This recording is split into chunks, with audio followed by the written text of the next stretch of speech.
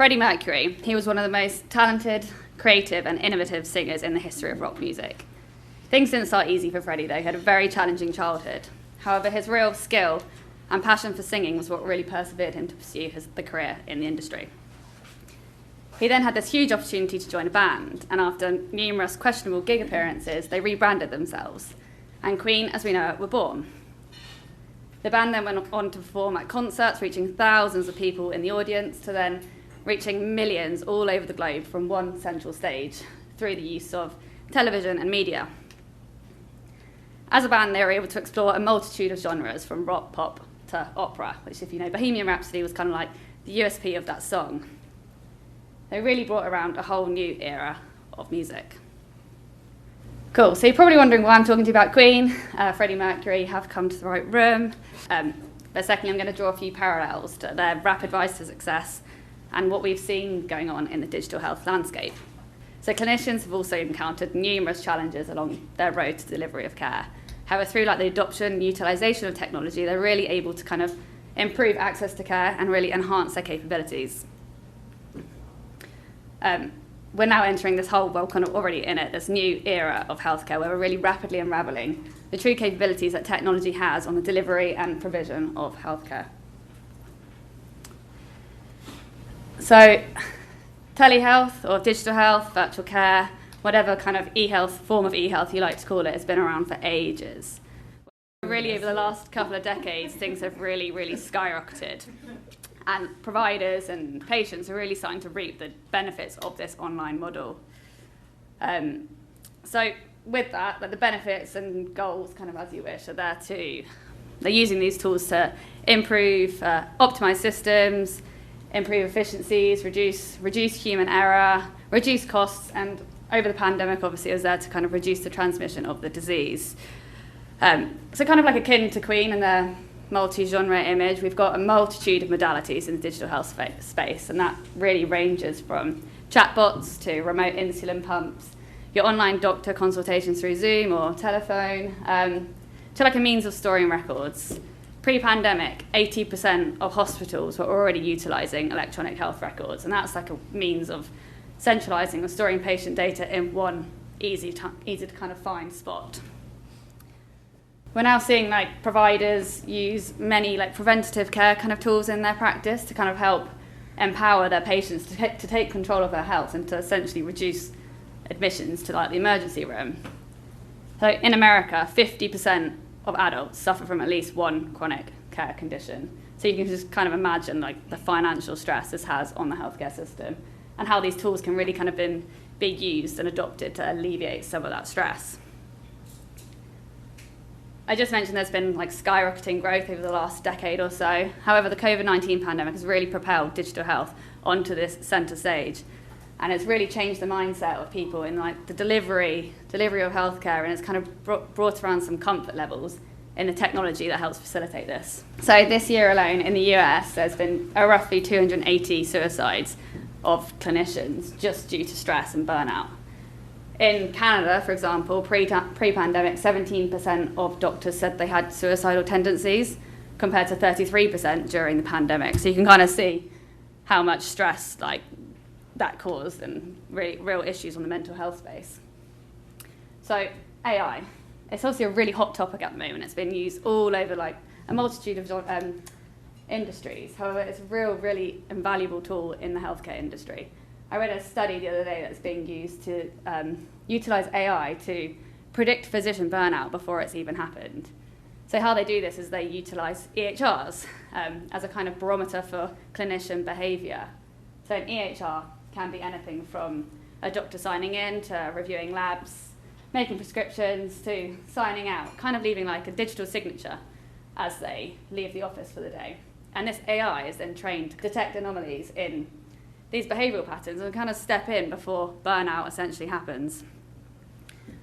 We're then also seeing AI being used to detect anomalies in radiology exams and also stroke identifiers in CAT scans, as well as seeing kind of these chatbot triaging tools to streamline efficiencies and direct patients to the right point of care quickly and effectively. So we're seeing a widespread adoption of the chatbot tools in the healthcare industry, and really more so in the mental health industry, which whilst they're really invaluable, you can kind of see there's some severe downsides, notably like the real lack of empathy you've got from talking to someone online versus obviously like a person. So back in 2018, there was a case that an online mental health chatbot, and a 12-year-old signed in to speak to this chatbot and reported an instance of domestic sexual abuse. And the chatbot responded with something along the lines of, "I'm sorry you're going through this, but it shows me how much you care about relationships, and that's kind of beautiful." Obviously, completely misread the situation, had no idea how to even respond, and it was a limit loss and indemnity. And since then, the company has actually changed their algorithms, and they've reduced their age range to 18 plus.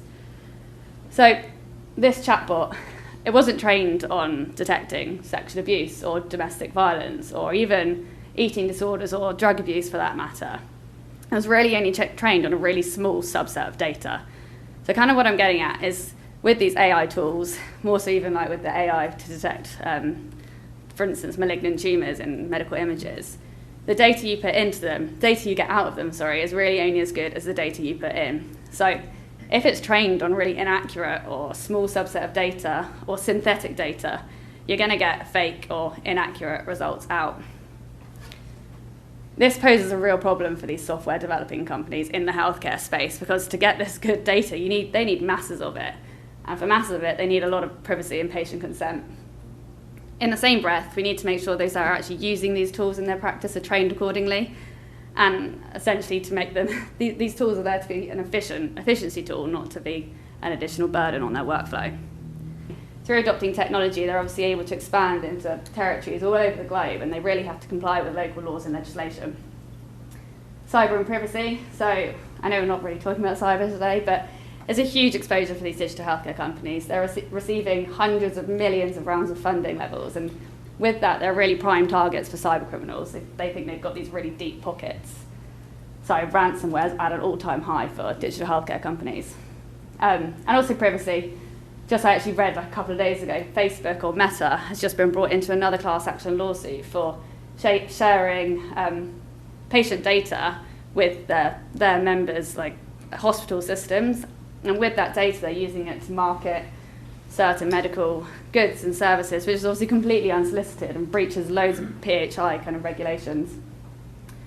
Equity, and by equity I kind of mean like if you think the older, senior or more vulnerable population, they might not be as savvy on tech as potentially the younger ones. So it kind of creates a real digital divide, as well as usability. So this software needs to be configured accordingly, otherwise it's really probably not going to be effective. If you haven't got the latest iOS, for example, your Apple device runs really slow and is not effective. So we identified this industry as like an area that really needed some attention from an insurance perspective, as when we brought out eHealth back in 2017. For us, as insurers, we think there's three key triggering points or exposures that these companies need to be covered for. That's firstly, the healthcare services, the delivery of your medical negligence, the delivery of healthcare services online. We then got the tech E&O element. Say a doctor is using one of these AI tools in their practice, and this AI tool or software malfunctions, that's a tech failure. But if they're relying on this tech to give them a diagnostic, and it gives them a wrong diagnostic, leading to a bodily injury claim, these companies or providers need to be covered for this bodily injury arising out of a tech failure. In the same breath, you've got the cyber element. So if they're subject to a ransomware attack and they can't access their patient data, that again can lead to a bodily injury claim. So the problem we found was that these companies or providers were, and kind of still are, being placed on your traditional medical malpractice form and then your traditional tech and cyber form. Now what we've got here is that if there is a claim, for example, that arose from a software malfunction and basically meant this clinician misprescribed or misdiagnosed, the medical malpractice form will say, hey look, that's a tech E&O tech error, tech failure. We don't cover tech under this form, we're a medical malpractice carrier. Then you look at the tech and cyber form and they say exactly the same thing. This is a medical negligence claim, we don't even cover bodily injury, we've got an exclusion in our base form.